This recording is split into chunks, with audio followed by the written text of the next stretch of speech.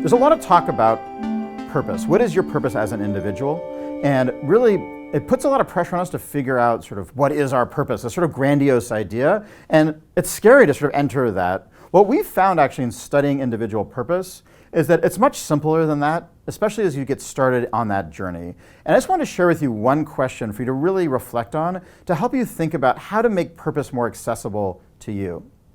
What we've seen in our research is that we're wired to find meaning in different ways at work. We don't all get a sense of purpose from the same things. And that doesn't mean different causes. It actually has to do with the elevation of meaning in your work. So let me explain what that means. For about a third of the population, they get the most meaning at work when they can directly see their work impacting other people. They need to have that visceral sense that their work actually made an impact in someone's life. No matter what the impact is, if they don't see that visceral connection, they don't feel a sense of purpose. Think of a doctor. Right? A doctor sees patient after patient. If they didn't get a sense of meaning from each patient, that job wouldn't be fulfilling. It wouldn't be one that they would find purpose in, most likely.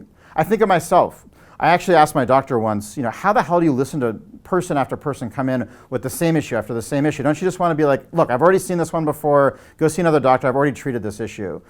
And he said, no, actually, I see each person as like a unique opportunity to make an impact. So for about a third of people, that is the primary lens for thinking about impact. And you don't have to be a doctor to do that. There's a lot of ways for that to show up. It could be your coworkers, it could be customers, it could be clients. There's a lot of ways to think about how to make that direct impact.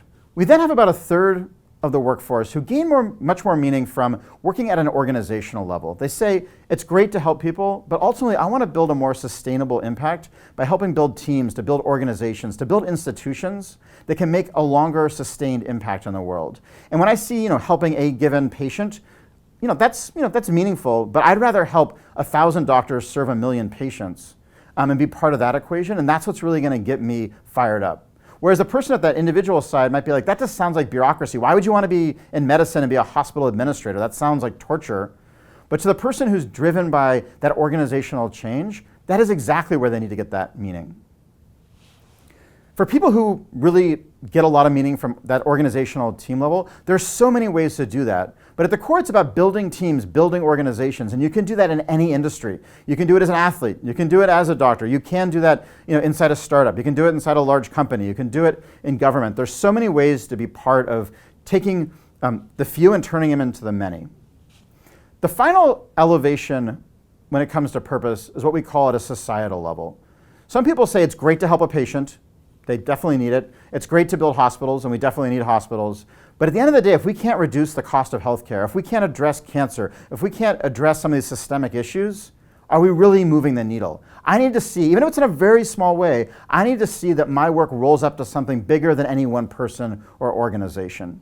And this doesn't have to be about solving climate change or addressing world hunger. It could just be about bringing the latest trends in your industry into your organization or helping to advance trends in your industry. It can be about things that are simply connecting what you're doing to something bigger than any one person or organization. And for this person, which is again about a third of the workforce, they need to see their work that way. What's interesting about these three elevations of impact is they enable us to find meaning in any job if we approach it the right way.